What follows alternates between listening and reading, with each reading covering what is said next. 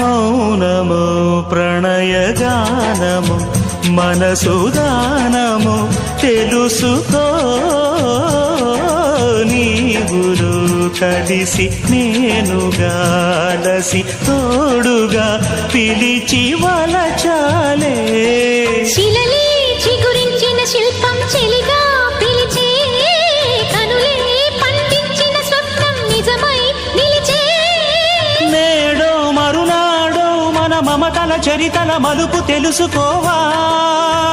వసంతంలా వచ్చిపోవా ఇలా నిరీక్షించే కంటికే పాపలా